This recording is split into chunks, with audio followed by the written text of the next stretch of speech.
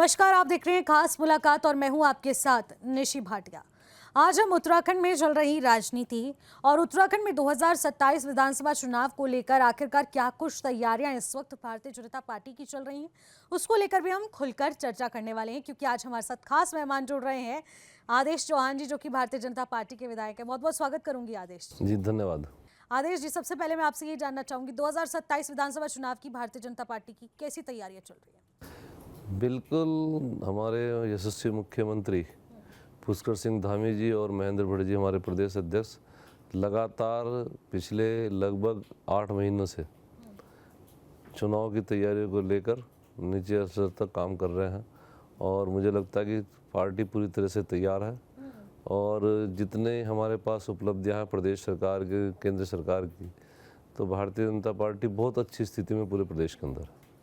और आगे बहुत सारी चुनौतियां भी हैं, क्योंकि एक तरफ देखने को मिल रहा है भारतीय जनता पार्टी के खिलाफ एक एंटी इनकम्बेंसी जैसी भावनाएं चल रही हैं, एक अलग ही लहर देखने को मिल रही है, जहां पर कहा जा रहा है कि इस बार बीजेपी सरकार में नहीं आने वाली। नहीं, ऐसा कुछ थोड़ा बहुत कुछ पर्टिकुलर फील्ड के अंदर ऐसा दिखाई देता है, लेकिन सामान्यतः पूरे ओवरऑल जो पूरा प्रदेश की हम बात के विषय में देखते हैं, परिप्रेक्ष्य में देखते हैं, तो मुझे ऐसा नहीं लगता। और भारतीय जनता पार्टी की जो हमारी सरकार है उसका 5 साल का जो ट्रैक रिकॉर्ड है, जो काम किए हैं, बहुत बड़ी बड़ी उपलब्धियां हमारी सरकार ने हासिल की हैं। तो मुझे लगता है कि ये केवल लोगों के द्वारा कुछ फैब्रिकेटेड चीज़ें हैं जो सामने आ रही हैं, अन्यथा धरातल पर जो वास्तविकता वो ये है कि सब लोग भारतीय जनता पार्टी और भारतीय जनता पार्टी सरकार के काम को पसंद कर रहे हैं। बिल्कुल, लेकिन सबसे बड़ी चुनौती आप क्या मानते हैं कि सबसे बड़ी चुनौती इस वक्त धरातल पर क्या कुछ बनी हुई है? वैसे तो अभी मैं अपने क्षेत्र की जहाँ तक बात है, मैं देखता हूँ कि कोई चुनौती विशेष नहीं है और सामने कोई विपक्ष भी दिखाई नहीं देता। यही स्थिति पूरे प्रदेश की है, क्योंकि कांग्रेस आपस में बहुत आपस की जो फाइटिंग है कांग्रेस की, वही बहुत ज़्यादा है और नेतृत्व का अभाव कांग्रेस के अंदर दिखाई देता है, जो हमारी मुख्य राइवल पार्टी उत्तराखंड के अंदर थी। और पिछली बार भी 2022 का जब चुनाव हुआ तब भी लोग ऐसे ही बोलना करते थे, लेकिन हम लोगों ने रिपीट किया, एक नया कीर्तिमान भारतीय जनता पार्टी ने स्थापित किया। उत्तराखंड बनने के बाद में पहली सरकार भारतीय जनता पार्टी की ऐसी थी जो रिपीट हुई है और मैं समझता हूँ कि पिछली बार तो दूसरी बार हम लोग आए थे और इस बार तीसरी बार भी हम पहले से ज़्यादा मेजोरिटी के साथ आने वाले हैं। बिल्कुल, मेजॉरिटी के साथ ज़रूर आएंगे, लेकिन अगर आपकी विधानसभा क्षेत्र की बात करूं, भेलरानीपुर विधानसभा क्षेत्र की, तो सबसे बड़ी वहां पर चुनौतियां क्या कुछ है? सबसे बड़ा मुद्दा इस वक्त उस विधानसभा का क्या है?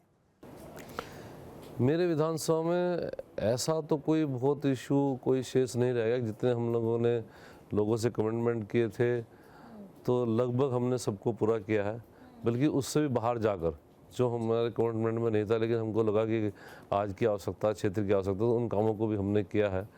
और विकास एक सतत चलने वाली प्रक्रिया है, उसका कभी फुल स्टॉप नहीं होता। आज आपने कहीं कच्चा था तो वहाँ पर खड़ंजा बिछा दिया तो लोगों को वो अच्छा लगता है, फिर लोग उम्मीद करते हैं खड़ंजे की जगह टाइल्स लग जाए, फिर उम्मीद करते हैं कि सीसी बन जाए, फिर सोचते हैं कि डामर की बन जाए। तो वो विकास एक सतत चलने वाली प्रक्रिया है। लेकिन विकास की दृष्टि में देखता हूँ तो मेरे क्षेत्र के अंदर लगभग 95% पूरा क्षेत्र जो है उस इंफ्रास्ट्रक्चर की दृष्टि से कंप्लीट है और बहुत बड़ी बड़ी योजनाएं इस पिछले 5 साल के दौरान हम लोगों ने अपने क्षेत्र में दी हैं। जैसे लगभग 1200 करोड़ की मेरे यहाँ सीवरेज की योजना चल रही है, उसका फेज का काम हम लोग पूरा कर चुके। जगजीतपुर के अंदर लगभग हमारा काम 90% हो गया, अब जहाँ रोड रिपेयरिंग का काम वहाँ पर चल रहा है। पेयजल योजनाएं बड़ी बड़ी हम लोगों ने दी है, 75 करोड़ की जगजीतपुर के अंदर, 40 करोड़ की बहादुराबाद के अंदर और लगभग 30 करोड़ की योजनाएं पानी की हम लोगों ने सलेमपुर, रावली, महदूद, आने की, औरंगाबाद, टीरा इन गाँव में दी है। इसके अलावा जलापुर कस्बे के अंदर हम लोगों ने पीएससी को सीएससी बनाया, कन्या इंटर कॉलेज बनाया। शिवालिक नगर के अंदर मैक्सिमम आप देखेंगे तो मैक्सिमम पार्कों को हमने अपने जो सीनियर सिटीजन हैं, बच्चे हैं, महिलाएं, उनके लिए डेवलप किया है, सब लोग एंजॉय कर रहे हैं। इसके अलावा मेरी विधानसभा के अंदर लगभग 60% लोग आज जो है वो नेचुरल गैस पाइपलाइन के द्वारा उनको गैस की सप्लाई हो रही है, जो कि वो ग्रामीण क्षेत्रों में नहीं है। और मैं कह सकता हूँ कि उपलब्धि की दृष्टि से मेडिकल कॉलेज एक अपने आप में बहुत बड़ी उपलब्धि है। तो राज्य के मेडिकल कॉलेज 700 करोड़ का हमारे यहाँ बनकर तैयार हो गया है। हफ्ते में 3 दिन अभी हमने कैंप ओपीडी चालू वहाँ पर की है और आने वाले समय में 2 बैच हमारे वहाँ पर MBBS के चल रहे हैं, यानी कि फर्स्ट ईयर और सेकेंड ईयर। 200 बच्चे भी वहाँ MBBS की एजुकेशन प्राप्त कर रहे हैं। तो वहाँ के स्थानीय जनता को, पूरे ज़िले की जनता को उसका लाभ मिल रहा है। साथ ही साथ मेरे यहाँ सिडकुल एक बहुत बड़ा सेक्टर है, लगभग 550 फैक्ट्रियाँ सिडकुल के अंदर हैं और वहाँ पर बहुत बड़ी तादाद में श्रमिक काम करते हैं। तो उनके लिए ESI की बड़ी दिक्कत थी कि ऐसी कि वहाँ पर केवल डिस्पेंसरी थी। डिस्पेंसरी में छोटा मोटा ट्रीटमेंट हो जाया करता था, लेकिन कोई सीवियर डिजीज़ किसी को हो या एक्सीडेंटल कोई केस सीवियर है तो वो रेफ़र ही वहाँ से होना पड़ता था। तो उनको रेफ़र होने के बाद में कई अन्य हॉस्पिटल में जाना पड़ता था। और केंद्र सरकार के आशीर्वाद से, माननीय मोदी जी के आशीर्वाद से, पुष्कर सिंह धामी जी के प्रयास से हम वहाँ पर ESI हॉस्पिटल बनाने में सफल हुए। लेकिन अक्सर ये आरोप लगाए जाते हैं, बीजेपी विधायक हों या बीजेपी के सांसद हों, क्योंकि मोस्टली सांसद आप ही की पार्टी से हैं यहाँ पर, ये आरोप लगते हैं कि ना ही सांसद निधि खर्च हो पाती है, ना ही विधायक निधि खर्च हो पाती है। तो आखिरकार किस विकास की बात करते हैं? जो केंद्र से पैसा मिल रहा है सिर्फ उसी को खर्च कर देने से क्या धरातल पर विधायक और यहाँ की सरकार ही पॉपुलैरिटी या फिर सारा जिसे कहेंगे क्रेडिट बटोरती रहेगी? मैं आपसे इतना कहना चाहता हूँ, जैसे मैंने कहा कि अभी हमने 300 करोड़ का 300 बेड का ESI हॉस्पिटल बनाया सिडकुल में, जिसमें फिनिशिंग का काम अभी चल रहा है। हमारी कोशिश है कि दिसंबर तक हम उसको चालू कर सकें। लेकिन जहाँ तक आप निधि की बात कर रहे हैं, तो कोई भी RTI लगाए स्वतंत्र है। मेरे यहाँ मेरी विधानसभा के अंदर हर वित्त वर्ष के अंदर लगभग पूरी राशि खर्च हुई है और राशि तो बहुत छोटा पार्ट है। आज मेरी विधानसभा में लगभग 3000 करोड़ के काम वर्तमान में गतिमान है, 3000 करोड़ के। अभी कुंभ मेले के अंदर हम लोगों ने बड़े बड़े काम दिए हैं, तो लगभग 50 करोड़ के काम कुंभ मेला की योजनाओं से मेरे विधानसभा क्षेत्र में चल रहे हैं। और अब कुंभ मेला भी होने वाला है, अर्थ कुंभ, तो आखिरकार क्या तैयारियां चल रही हैं? कुंभ मेले की तैयारियां ही चल रही है, इसीलिए मैं बता रहा हूँ कि लगभग 50 करोड़ के काम तो मेरी विधानसभा में चल रहे हैं। मैंने कुंभ मेले के अंदर 3 बड़े पुल कराए हैं। 3 बड़े पुल का मतलब जो हमारा सिडकुल से निकलने वाला जो ट्रैफिक है, उसके कारण बहादुराबाद में जो जाम लगता है, उस जाम से निजात दिलाने के लिए सिडकुल बाईपास रोड है एक, तो उसमें पथरी पुल पर हमने एक 14 करोड़ का पुल दिया है, हमारी सरकार ने स्वीकृत किया कुंभ मेले के अंतर्गत।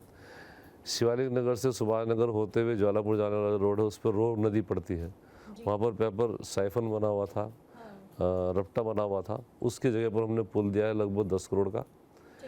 और ऐसे बड़े बड़े काम, एक हमारा सिडकुल 4 लेन से लेकर शिवालिक नगर तक रोड का चौड़ीकरण 12 करोड़ का काम, वो हमारे विधानसभा क्षेत्र में चल रहा है।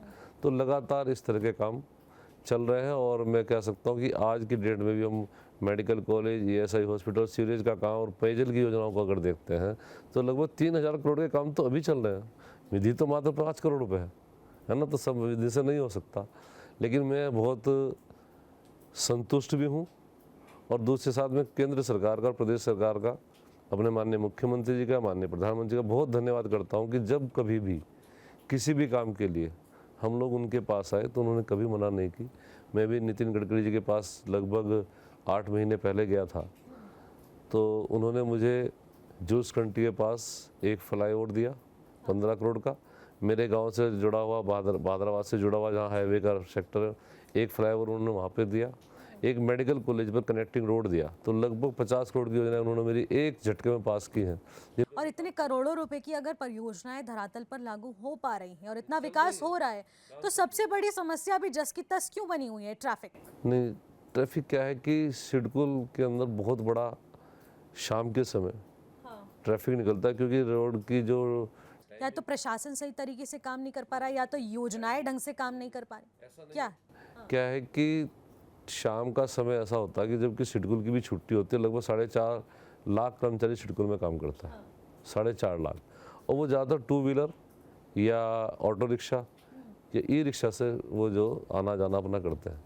उसी बीच में सिडकुल से जो माल बाहर जाना है, जो माल आना है, उसकी एंट्री भी रात के 10 बजे से होती है, तो लोग वहाँ 8 बजे से वहाँ पे लाइन लग जाती है। तो थोड़ा है प्रॉब्लम, लेकिन आने वाले समय में जैसे हमारे कुछ फ्लाईओवर बन जाएंगे, ये जो पुल मैंने बताए हैं ये इनका निर्माण हो जाएगा, रोडों का चौड़ीकरण हो जाएगा, तो उसके बाद में समस्या का भी और समाधान हो जाएगा। ठीक है, माना जा सकता है कि भविष्य में ट्रैफिक जैसी जो बड़ी समस्या है, जो कभी खत्म ही नहीं हुई है, और आगे जाकर इन योजनाओं के जरिए, इन पुल के निर्माण के जरिए काफी हद तक खत्म हो सकता है। कुछ ऐसा भी है कि जितना हम रोडों को बढ़ा रहे हैं, उससे ज़्यादा फिर ट्रैफिक बढ़ता जा रहा है। कभी बहादुराबाद के अंदर जब, अब तो बाईपास हो गया है, जब तक दिल्ली देहरादून हाईवे बना, लेकिन उससे पहले मेरे घर के सामने से बादराबाद से पूरा देश का ट्रैफिक वहीं से गुजरता था, और आज हाईवे भी छोटा पड़ रहा है और मेरे घर के सामने भी वही स्थिति। क्योंकि ये धर्म नगरी है और यहाँ पर देश ही नहीं बल्कि हर एक कोने से लोग यहाँ पर पहुँचते हैं, और कोई भी सनातन से जुड़ा पर्व होता है तो सीधे गंगा स्नान के लिए यहाँ पर पहुँचते हैं। खास तौर पर देखा गया है कि हर की पौड़ी पर खास जाम लगा रहता है, और इसके अलावा भी बहुत सारे ऐसे अन्य घाट हैं जहाँ पर इस तरीके की समस्या बनी रहती है। चाहे कांवड़ मेला ले लीजिए या फिर अब कुंभ जैसे बड़े आयोजन, वो सीधे हरिद्वार में होते हैं। तो आखिरकार ये समस्या एक सबसे बड़ा हरिद्वार प्रशासन के लिए तो सवाल बन चुकी है, और कहीं ना कहीं अब चारधाम यात्रा का भी पॉइंट है ऋषिकेश हरिद्वार। जी जी जी। तो हमारी केंद्र सरकार और हमारी प्रदेश सरकार दोनों इस चीज़ को लेकर पहले से बहुत कॉन्शियस है, और हम लोगों ने लगभग 10 साल पहले रिंग रोड का प्रपोजल दिया था, और वो रिंग रोड 1200 करोड़ की माननीय नितिन गडकरी जी ने उसको पास किया माननीय मोदी जी के आशीर्वाद से, और उसका लगभग 80% हमारा काम पूरा हो गया है। तो रिंग रोड का जो फर्स्ट फेज़ है, जो दिल्ली रोड को मुरादाबाद रोड से कनेक्ट करेगा श्यामपुर कांगड़ी के अंदर, वो हमारा अक्टूबर तक चालू हो जाएगा। तो उसके बाद जो ट्रैफिक जिसको मुजफ्फरनगर और सहारनपुर से मुरादाबाद जाना है, हल्द्वानी जाना है, नैनीताल जाना है, उसको हरिद्वार आने की आवश्यकता नहीं पड़ेगी। उससे उसका जो सेकंड फेज़ है वो श्यामपुर से लेकर मोतीचूर तक का है। सेकंड फेज़ भी हमारा सैंक्शन की स्थिति में है, बहुत जल्दी सैंक्शन होने वाला है।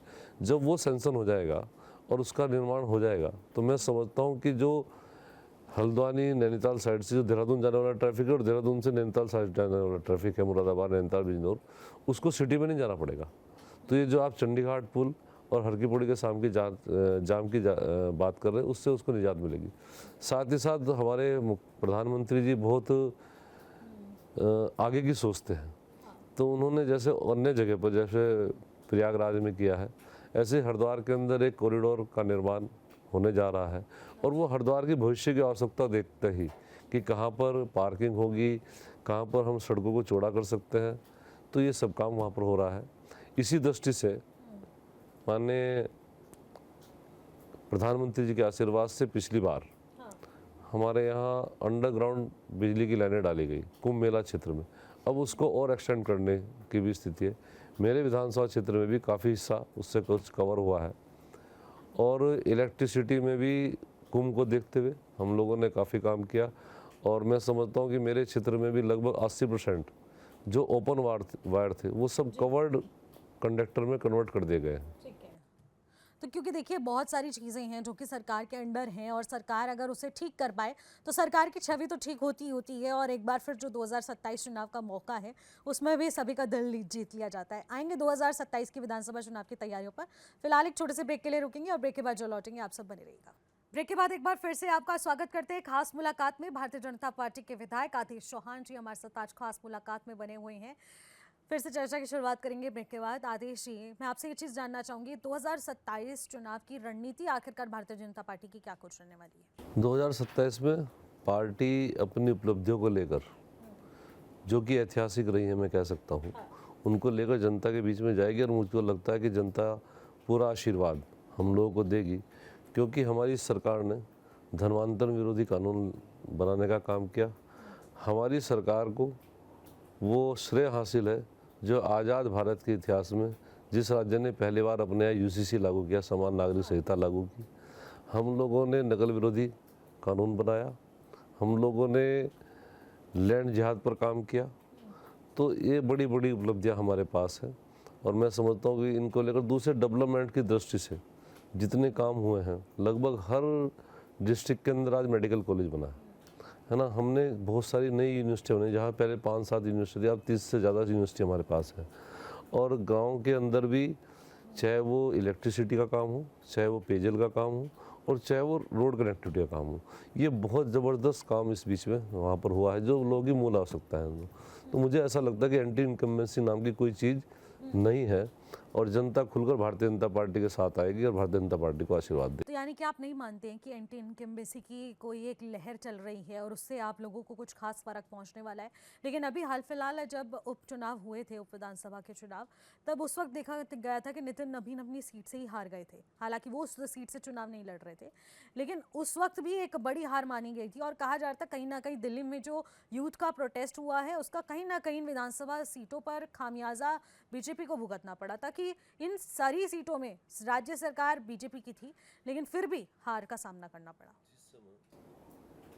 वहाँ पर चुनाव हुए तो मैं समझता हूँ कि उस समय पार्लियामेंट का सेशन हो रहा था, पार्लियामेंट सेशन चल रहा था। दूसरे जंतर मंतर वाला जो प्रकरण है ये तभी घटित हुआ था। तो लोगों को उसकी वास्तविकता तब तक पता नहीं चली थी जो आज पता चल गई है। उसके बाद जो शुरू के लगभग एक हफ्ते तक जो माहौल देश के अंदर था उसमें बहुत परिवर्तन अब पिछले दिनों में आने का है, क्योंकि लोगों को उनकी वास्तविकता पता चल गई, उनका एजेंडा पता चल गया कि वो केवल स्टूडेंट के लिए नहीं, वो पेपर लीक के लिए नहीं, उनका एजेंडा ही कुछ और था। जिस तरह के वहाँ पर नारेबाजी हुई है, जिस तरह के वहाँ स्लोगन लड़कियों के हाथ में थे, तो भारत की जनता इस चीज़ को टॉलरेट नहीं कर सकती। जिस तरह की वल्गरिटी हुई है उसको जनता, भारत की जो राष्ट्रवादी जनता है वो इसको कभी बर्दाश्त नहीं करेगी। प्रधानमंत्री के विषय में जिस तरह से वहाँ पर बोला गया, हमारे कुछ केंद्रीय नेताओं के लिए बोला गया, तो प्रधानमंत्री सबके प्रधानमंत्री हैं। जो बच्चे वहाँ बैठे थे प्रधानमंत्री उनके ही प्रधानमंत्री हैं, है ना। हम अपने किसी पेरेंट्स को ऐसा बोलेंगे तो कोई भारतीय धर्म संस्कृति में हमारे यहाँ एक मर्यादा है सब चीज़ों की, उससे कोई बाहर जाता है तो उसको लोग सपोर्ट नहीं करते हैं। तो उसका उस समय क्योंकि वो तभी इंसिडेंट हुआ था तो थोड़ा बहुत इफेक्ट वहाँ पर आया होगा, लेकिन उत्तराखंड के अंदर ऐसा नहीं है। और उत्तराखंड की जनता हमेशा भारतीय जनता पार्टी के साथ रही है लंबे समय से। और पिछली बार हम लोगों ने रिपीट किया था, इस बार हम हैट्रिक बनाएंगे। और पिछली बार 47 आए थे, इस बार 57 से ऊपर जाएंगे, ऐसी मुझे उम्मीद है। और मैं कहता हूँ कि यहाँ कोई एंटी इनकम्बेंसी लहर नहीं है, यहाँ लहर है भाजपा की, यहाँ पर लहर है मोदी जी की, यहाँ पर लहर है धामी जी की। लेकिन आप बोल रहे हैं कि विरोधी लहर नहीं है, लेकिन विपक्ष तो इतने तमाम आरोप लगा रहे हैं कि युवाओं के भविष्य के साथ खिलवाड़ हो रहा है, क्योंकि लगातार ऐसे बहुत सारे एग्जाम्स हैं जिनका पेपर लीक हुआ है। इसके अलावा कहा जा रहा है अंकिता भंडारी की जांच जारी है, सीबीआई से जांच बेशक कराई जा रही हो, लेकिन अभी तक वीआईपी जैसे कथित आरोपी का नाम निकलकर सामने नहीं आया है। इसके अलावा भी बहुत सारे अपराध से जुड़े भी सवाल विपक्ष उठा रहा है, जिसका जवाब शायद सरकार चाहे चुनाव आने पर देगी या फिर कब देगी, इसका इंतजार अभी भी किया जा रहा है। नहीं, मैं पहली तो बात ये कह दूं कि अंकिता भंडारी कांड में सरकार ने कोई भी कोर कसर नहीं छोड़ी। अपराधी शिक्षकों के अंदर है, जो भी अपराधी थे, जिस एजेंसी से जांच की बात लोगों ने उठाई, माननीय मुख्यमंत्री ने उसको एक्सेप्ट करके वो जांच भी करा रहे हैं। और उससे पहले जो हमारी पुलिस व्यवस्था है, उस व्यवस्था के अंतर्गत जितनी भी कार्रवाई हो सकती थी अपराधियों को जेल के शिक्षा में पहुंचाने की, वो करी है। अब ये केवल सोशल ट्रायल के आधार पर कुछ लोगों को हाईलाइट कर दिया जाए तो ये जेन्युइन नहीं है। सही से जांच, जब सीबीआई जांच हो रही है उसमें पानी का पानी हो जाएगा, कोई दिक्कत वाली बात नहीं है। और जो कहते हैं कि युवाओं की दृष्टि से जब से उत्तराखंड का निर्माण हुआ, हमारी सरकार पहली ऐसी सरकार है जिसने एक अपनी योजना के अंदर 36,000 युवाओं को सरकारी नौकरी देने का काम किया। ठीक है, ये एक बड़ी उपलब्धि है। और सबसे बात ये कि आप 2017 से पहले क्या प्रति व्यक्ति आय थी और आज प्रति व्यक्ति आय क्या है। आज 2,76,000 से ऊपर हमारी प्रति व्यक्ति आय पहुंच गई है। तो ये ऐसे नहीं पहुंची है, उसके लिए एक समन्वित प्रयास सरकार के हैं। हमारे सरकार ने स्टेट के अंदर 2 लाख लखपति महिलाएं बनाई हैं, लखपति दीदी बनाई हैं, तो उनको कहीं ना कहीं आर्थिक रूप से आत्मनिर्भर बनाने का काम किया है। और ऐसे छोटे छोटे से प्रयास, जैसे सोलर के माध्यम से जहाँ पर खेती नहीं होती थी, जहाँ जंगली जानवर नुकसान किया करते थे, जिन खेतों के अंदर भालू और बंदर खा जाया करते थे, वहाँ पर सोलर प्लांट दिए लोगों को, तो उनकी आजीविका उससे जुड़ी है। छोटे छोटे प्रोजेक्ट दिए। दूसरे उद्यान विभाग ने भी बहुत चीज़ें ऊपर डेवलप की हैं, क्योंकि किसानों की आय बढ़ी है। तो आज वापस रिवर्स प्लान होना शुरू हुआ है, ये सरकार की बड़ी उपलब्धि है। आज लोग बाग देश और दुनिया से वापस आ गए। लेकिन आप रिवर्स प्लान की बात कर रहे हैं, लेकिन अगर पूरे बजट को देख लिया जाए उत्तराखंड के, उसमें सबसे ज्यादा कम बजट सिर्फ पलायन के लिए निकाला गया है। आखिरकार ऐसा क्यों? कि पलायन केवल बहुत बजट के ऊपर, प्रदेश की सबसे बड़ी समस्या और उसी पर ही सबसे कम बजट। कहना है कि पलायन कोई डेवलपमेंट का विषय नहीं है। विषय यह है कि हम उन जगहों पर स्वास्थ्य सेवाएं अच्छी कर सकें, रोड कनेक्टिविटी वहाँ की अच्छी कर सके, वहाँ पर स्कूलों की व्यवस्था अच्छी कर सके, वहाँ पर बाजार अच्छे उपलब्ध हो सके, वहाँ पर मंडी तक सामान पहुँचने की व्यवस्था हो सके। ये काम हमको करना है और ये हमारी सरकार ने किया है। इसी का परिणाम है, ये मैं नहीं कह रहा हूँ, ये जितने भी स्टैटिस्टिक्स वाले आंकड़े हैं उनके अंदर है कि 2,76,000 से ऊपर आज प्रति व्यक्ति आय उत्तराखंड के अंदर है। तो ये ऐसे नहीं हो गया, ये इसीलिए हुआ है कि सरकार ने सतत प्रयास कर रही है। और डेवलपमेंट एक, मैंने पहले ही बोला, सतत चलने वाली प्रक्रिया है, उसका कोई फुल स्टॉप नहीं है। लेकिन आप आज देखिए एयर कनेक्टिविटी पूरे देश के अंदर, आपको कहीं भी जाना हो, आज आप 2-2.5 घंटे के अंदर किसी भी बड़े शहर में आते, हर शहर से, बड़े शहर से हमने उत्तराखंड को जोड़ा है। उत्तराखंड के अंदर भी नए हवाई पट्टियाँ बनाने का काम किया है, नए हेलीपैड बनाने का काम किया है। आज आप पिथौरागढ़ जाएंगे तो कोई दिक्कत नहीं, आप बाई प्लेन जा सकते हैं, आप पंतनगर जा सकते हैं। आपको कहीं दूरस्थ क्षेत्र में कोई मरीज होता है, कोई दुर्घटना हो जाती है, तो हमारे पास हेली सेवा है, एम्बुलेंस की तत्काल लोग उपलब्ध होती है। तो इतने सब कुछ हमारी सरकार कर रही है। और मैं समझता हूँ कि ये कुछ लोगों का शगुफा है, विपक्ष को ये बोलना ही, उनके पास कुछ और बचा ही नहीं। अगर वो ये बोलेंगे कि हमारी लैंड नहीं है तो वो फिर चुनाव में कैसे जाएंगे? तो चुनाव में भाइयों को जाना है, इसलिए कुछ ना कुछ तो कहना है, अन्यथा पूरे उत्तराखंड के अंदर भाजपा की ही लहर है, धामी जी की लहर है और मोदी जी की लहर। ठीक है, लेकिन अब इस बार हटकर क्या होने वाला है? 2027 में अगर सरकार बनती है, एक बार फिर हैट्रिक लगाई जाती है, तो क्या बदलाव हम उत्तराखंड में देखेंगे? एक तो क्या है कि उत्तराखंड में अपार संभावनाएं हैं और पर्यटन की दृष्टि से हम इसको विश्व के अंदर एक ऐसा, जैसे हम स्विट्जरलैंड का एग्जांपल देते हैं, तो उस तरह से हम इसको डेवलप कर सकते हैं। उस दिशा में आप देखते होंगे वहाँ सेंट्रल गवर्नमेंट भी बहुत प्रयास कर रही है, चाहे वो ये हमारा जो 4 धामों से जोड़ने वाला कनेक्टिविटी बाई रोड है वो हुई है। अभी आपने मंसूरी रोपवे की बात देखी होगी, हेमकुंड रोपवे बनाने का काम हो रहा है। तो ऐसे जो ये चीज़ें डेवलप की जा रही हैं, मेट्रो को हरिद्वार तक लाने का काम, प्रोजेक्ट पर काम चल रहा है। तो ये सब चीज़ें उस पर्यटन को बढ़ावा देने की है। और मैं सोचता हूँ पर्यटन एक बहुत सशक्त माध्यम है उत्तराखंड की सभी चीज़ों के जवाब के लिए। रिवर्स पलायन भी इससे होगा, है ना, आर्थिकी बढ़ेगी, और जब आर्थिकी बढ़ेगी तो हम निश्चित रूप से स्विट्जरलैंड को भी मात देंगे।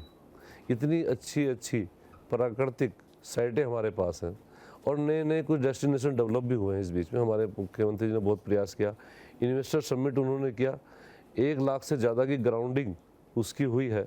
और उसका परिणाम है कि आज बहुत सारे इन्वेस्टर हमारे डिफरेंट एरियाज़ के अंदर, कुमायूं हो या गढ़वाल हो, जगह आके इन्वेस्ट कर रहे हैं। यहाँ के लोगों को रोज़गार यहीं पर मिल रहा है। और जैसे होम स्टे योजना भी, वो भी एक बहुत कारगर योजना हुई है।